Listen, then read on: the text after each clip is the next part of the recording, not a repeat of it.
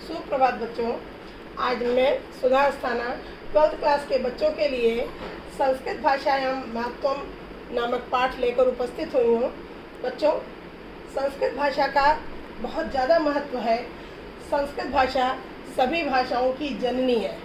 सभी भाषाएं संस्कृत भाषा से ही निकली हुई हैं और जितने भी हमारे प्राचीन ग्रंथ हैं सभी संस्कृत भाषा में ही लिखे हुए हैं। आज हम इस पाठ में इसी के बारे में पढ़ेंगे। बच्चों, आप ध्यानपूर्वक समझना। धन्यो अयम भारत देशः यत्र समुल्लसति जनमानस पावनी भव्य भावोद्भावनी शब्द संदोह प्रसवनी सुर भारती। समुल्लसति माने सुशोभित होती है। जनमानस पावनी, जनमानस में पवित्र रूप से उपस्थित रहने वाली। भव्य भावोद्भावनी, सुंदर भावों को जन्म देने वाली। शब्द संदोह प्रसन्नी का अर्थ होता है बच्चों शब्दों के समूह को जन्म देने वाली। सुर भारती का मतलब है देववाणी, संस्कृत के लिए कहा गया है। अब आप अर्थ समझेंगे कि यह भारतवर्ष धन्य है जहाँ, यत्र मीन्स जहाँ, जनमानस को पवित्र करने वाली, सुंदर भावों को उत्पन्न करने वाली, शब्दों के समूह को जन्म देने वाली देववाणी संस्कृत सुशोभित होती है। विद्यमानेषु निखिलेष्वपि वाङ्मयेषु अस्याः वाङ्मयं सर्वश्रेष्ठं सुसंपन्नम च वर्तते। अब बच्चों देखिए, साथ के साथ आप व्याकरण भी देखेंगे कि विद्यमानेषु में कौन सी विभक्ति है? सप्तमी विभक्ति, एक वचन। निखिल का अर्थ होता है संपूर्ण। वाङ्मय का अर्थ होता है साहित्य।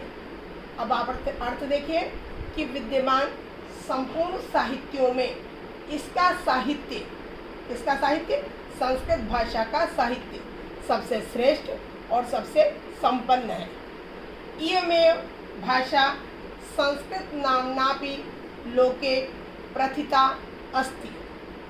संधि भी देखिएगा, इयम प्लस एव, यानी इसी भाषा, संस्कृत भाषा के बारे में ही कहा गया है।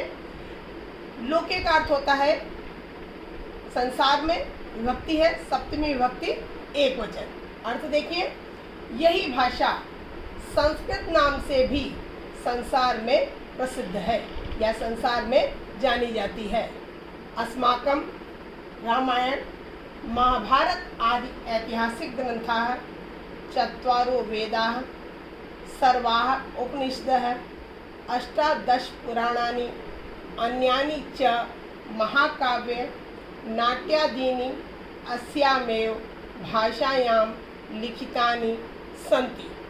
अब देखिए कि हमारे रामायण महाभारत आदि सभी ऐतिहासिक ग्रंथ, चारों वेद और सभी उपनिषद, 18 पुराण और सभी महाकाव्य नाटक आदि इसी भाषा में लिखे हुए हैं। भाषायाम में सप्तमी विभक्ति एक वचन का प्रयोग है कि भाषा में लिखे हुए हैं। संस्कृत भाषा में ही इन ग्रंथों की रचना हुई है। इयमेव भाषा सर्वासाम आर्य भाषाणां जननीति मन्यते भाषा तत्व विद्भिः। इयम प्लस एव यानी इसी भाषा, यह भाषा सर्वासाम आर्य भाषाणां, सभी आर्य भाषाओं की जननी मानी जाती है, ऐसा भाषा तत्व के विद्वान भी मानते हैं। संस्कृतस्य गौरवं बहुविध ज्ञानाश्रयत्वं व्यापकत्वं च न कस्यापि दृष्टेर विषयः। संस्कृतस्य, संस्कृत शब्द में षष्ठी विभक्ति एक वचन का प्रयोग है। संस्कृतस्य अर्थ है संस्कृत का गौरव, अनेक प्रकार से इसके ज्ञान का आश्रय और इसकी व्यापकता किसी की दृष्टि से भी छिपी नहीं है। संस्कृतस्य गौरवम एव दृष्टिपथ मानीय सम्यक उक्त आचार्य प्रवण दंडिना। संस्कृत के गौरव को दृष्टि में रखकर आचार्य प्रवण दंडी स्वामी ने अच्छी प्रकार से कहा है, या ठीक ही कहा है कि संस्कृत नाम दैवी वाग वान वाख्याता महर्षि भी, महर्षियों के द्वारा, ऋषियों के द्वारा संस्कृत को देवीय वाणी या ईश्वरीय वाणी कहा गया है। संस्कृतस्य साहित्यम सरसम व्याकरण च सुनिश्चितम। वही षष्ठी विभक्ति एकवचन का प्रयोग। संस्कृत का साहित्य बहुत सरस और व्याकरण सुनिश्चित है, इसका व्याकरण बिल्कुल निश्चित होता है। तस्य षष्ठी विभक्ति एकवचन। गद्य पद्य, गद्य में सप्तमी विभक्ति एकवचन का प्रयोग है कि इसके गद्य और पद्य में लालित्य है और भाव को समझने की क्षमता है और ये सुनने में संस्कृत भाषा बहुत मधुर प्रतीत होती है। किम बहुना चरित्र निर्माणार्थम यादृशीं सत्प्रेरणां संस्कृत वाङ्मयं ददाति न तादृशी किंचित अन्यत्। किम बहुना का अर्थ है अधिक क्या कहा जाए, चरित्र निर्माण की जैसी सुंदर प्रेरणा संस्कृत साहित्य देता है वैसा अन्य कोई साहित्य नहीं देता।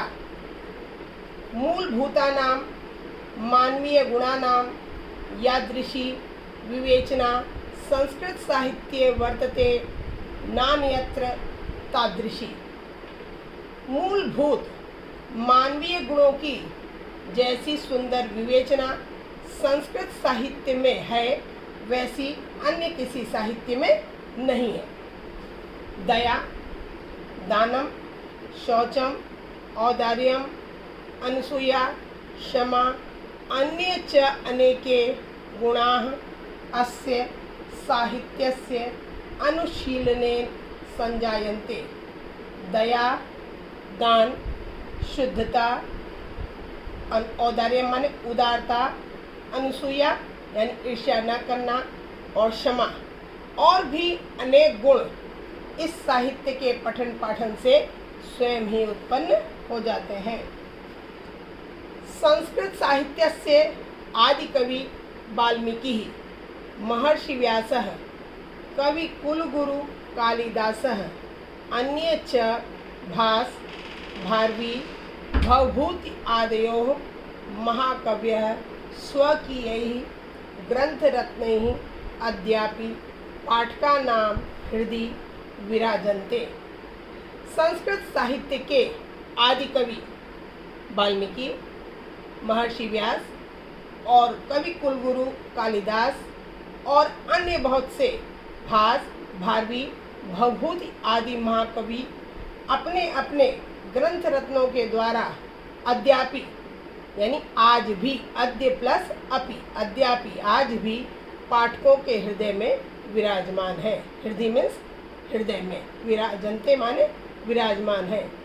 इयं भाषा अस्माभिः मातृसमं सम्माननीया वंदनीया च, यतो भारतमातुः स्वातन्त्र्यं गौरवम् अखण्डत्वं सांस्कृतिमेकं त्वञ्च संस्कृतनेव सुरक्षितं शक्यन्ते। यह भाषा, संस्कृत भाषा की बात हो रही है बच्चों, कि यह भाषा अस्माभिः, तृतीया भक्ति बहुवचन, यह भाषा हम सब के लिए माता के समान सम्माननीय और वंदनीय है।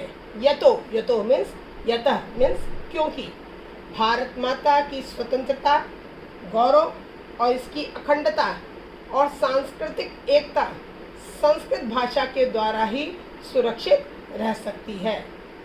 इयं संस्कृत भाषा सर्वासु भाषासु प्राचीनतमा श्रेष्ठा चास्ति।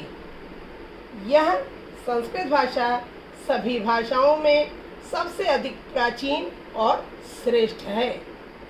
ततः सुष्ठुक्तम भाषासु मुख्या मधुरा दिव्या गीर्वाण भारती इति। इसीलिए ठीक ही कहा गया है, सुष्ठुक्तम का अर्थ है ठीक ही कहा गया है कि यह गीर्वाण भारती देववाणी, ईश्वरी वाणी, देववाणी संस्कृत भाषाओं में मुख्य मधुर और दिव्य है। बच्चों, इस पाठ से संबंधित मैंने 4 क्वेश्चंस नीचे लिखे हैं, आपको इसका आंसर इस पाठ में ही मिलेगा, पढ़ के आप करिएगा। पहला क्वेश्चन है, संस्कृत साहित्यस्य का विशेषता अस्ति।